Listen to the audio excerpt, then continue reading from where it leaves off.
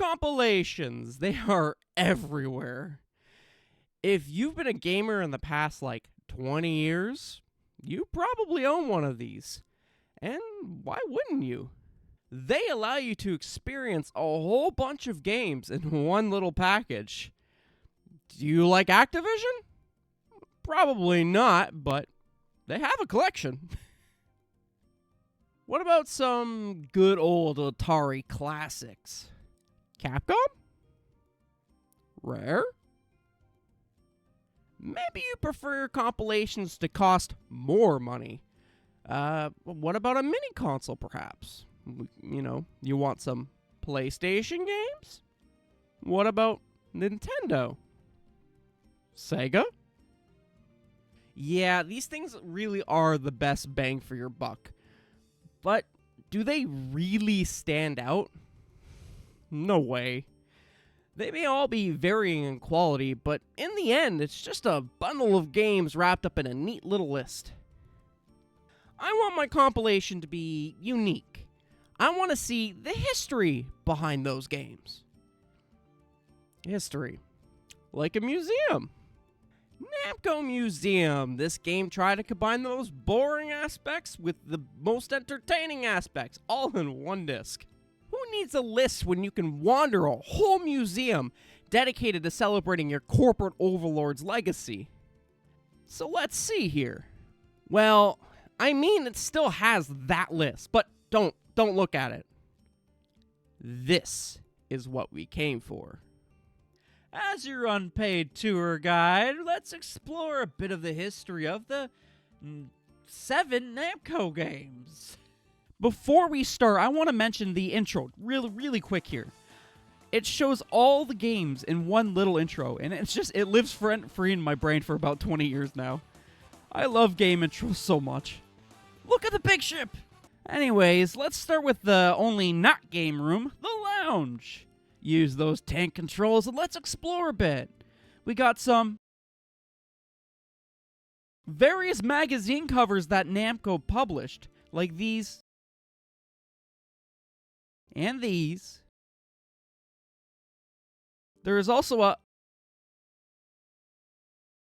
Are you annoyed yet? This happens every single time you interact with anything. I swear I was gonna lose it by the time I was finishing recording. But all jokes aside, they got a catalog of arcades from Namco, and they even have some other products they made. All seems fine here. Anyways, we got the staff credits here, a place to view your highest scores. If I had one! Sorry. And the jukebox. Why not get extra goodies? And that's pretty much it for the lounge. Time to get into some games. And by games, I mean more museum. Let's start with pole positions. So, as you could have guessed, each game has its own little showcase of goodies. No dinosaurs in this museum. Each arcade classic has its own wing of the museum containing info and trivia even the biggest video game geeks wouldn't know. It also says, skip college. Like out-of-print notebook, or these no longer available sweaters that had 3 sizes. What about this no longer available towel? And don't forget this Rally X sweater that's also no longer available. But apparently they only had the budget for this one size. But for real, let's talk about what some of these things are. You got some marquees, catalogs of the games, art that goes around the glass, some random merchandise that existed. Each game has a little book that will tell you some tips and tricks about for the game you're currently at. They even have a sprite viewer for each game. I do genuinely find that all of these extra goodies only add to the experience and immersion. Apart from the constant loading screens, that is. And sometimes you even get a bit of a surprise like, naked ghost? Should I be blurring this out? That's better.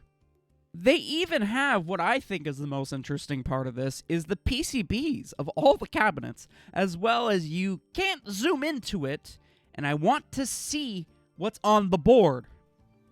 That's it? No. So that pretty much sums up the museum portion of the game. Well, there is one more thing I want to talk about, and that's the arcade cabinet rooms themselves. Each game has a themed room that hosts each cabinet.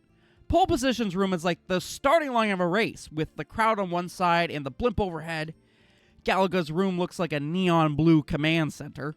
Pac-Man's is Pac-Man's. It feels like a mixture of like Pac-Man World and Pac-Man 2: The New Adventures. Rally X and New Rally X share one room with the Rally X race cars driving by. But Bosconian's is probably my favorite room. Fun thing about this room is that when I was trying to record and get more footage of the room itself, the music just decided to pop off. Seriously, listen to this for a second. Lost all.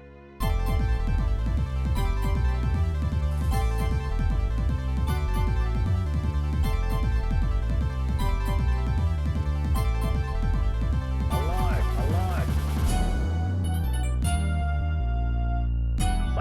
Sighted.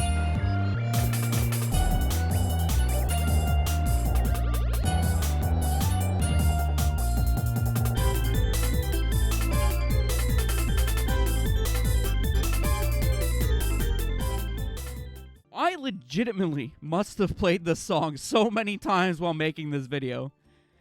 And last we have Toy Pop, which is a subliminal white space with an ominous-looking grandfather clock in the middle. Yeah, I don't get it either. Finally, we arrive at the games themselves, and just like before, I'll kind of do these from right to left, in the museum. Because I can. Pole Position, it's a racing game. I did struggle a lot to turn in the game, but for how bad I am at it, it was a fun time. One thing I'd like to note before going farther is this screen right here. So this screen is for every game, and you see those virtual dip switches at the top? Those allow you to change how many lives you have, how many points you need for free lives, sometimes video settings, and I think this is supposed to mimic what they were like on the arcade machine. Because some of these switches actually don't do anything. Neat.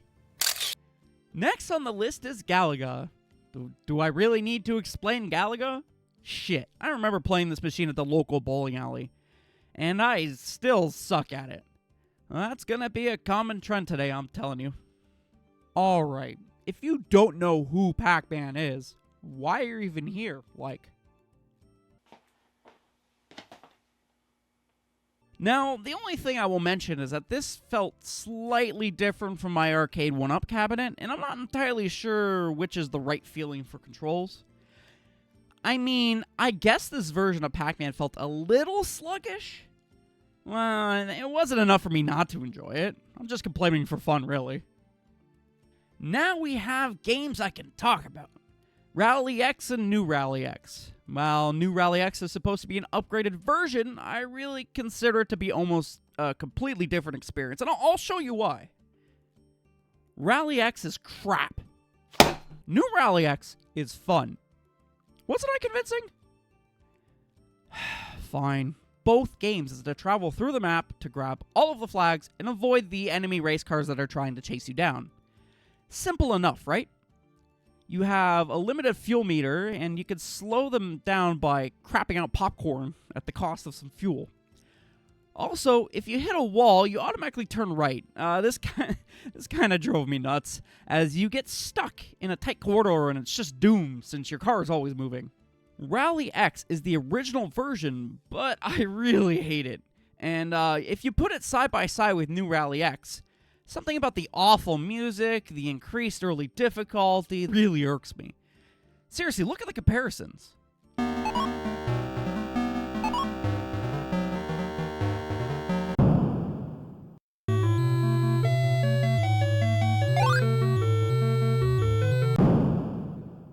New Rally X wins every time. Bosconian is probably my favorite on this list. The goal in this game is to blow up all the enemy space stations, while dodging mines, asteroids, and enemy ships.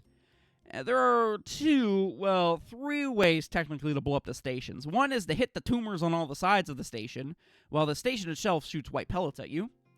The second method is to try and shoot the middle of the station, at the core. This will take it out one shot, and it's the quickest way to do it by far. Later stages, the core will start shooting out rockets at you, so I don't know. Dodge! The third method. Ram your ship into that sweet green hexagon of doom. I mean, you'll lose a life, obviously, but What's fun in all this is how hectic it all feels. You're constantly dodging while trying to hit the center of these ships. There are unlimited continues as well in this one, so you can just keep ramming into the stations if you want. You do you, King. The last game is a bit of a unique one, and a bit more complicated than the others. Toy Pop, in my opinion, was designed to be a two-player game at its core. The objective is to find all the hearts hidden in the bottles on the screen and advance to the next level while shooting at enemies along the way. The interesting mechanic in this game is that not all weapons will kill all creatures. So like, fire will kill all the cards, the pins will kill balloons, bombs for tanks and whatnot. You can see what the ability will kill at the top of the screen. This is why 2 players is important, to allow each of you to have like a different item and maximize how many creatures you can kill. There's also a 3-card thing you can get that will launch special abilities.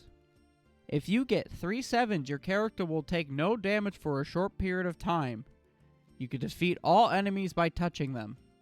If you get 3 stars, you get the Star Bullet. This weapon can defeat all enemies. Trying to play it solo seems to feel more like a timed puzzle game, while the 2-player mode feels more like a coordinated effort. It really feels like a different game without it being a different game. There's this old memory with my friend and I where we wanted to see how far we can get in Toy Pop, and I think we got to like level 50, 60, or 70 before we decided we're bored, and we just kind of quit. It took about 3 hours. And that's Namco Museum Volume 1. This series was popular enough to have 5 volumes spelling out the Namco name. Each one of them still sported that museum side of things with different informations for the compilation it hosted. The Namco Museum series did keep going after Volume 5, but it did drop the museum aspect, again with releases going right up to the Nintendo Switch. I honestly think it would be really cool if they could bring back a true virtual museum. I would buy that in a heartbeat. Namco Museum Volume 1 tried to stand out, it tried to be unique, and I think it did a fantastic job in doing so, to the point where I actually think this game is its own legacy. Thank you for watching this video, I really hope you enjoyed it. If you want to watch some more of this kind of content or of this kind of videos, please subscribe to the channel, I'd very much appreciate it. Anyways, Balinator signing out, have a good one.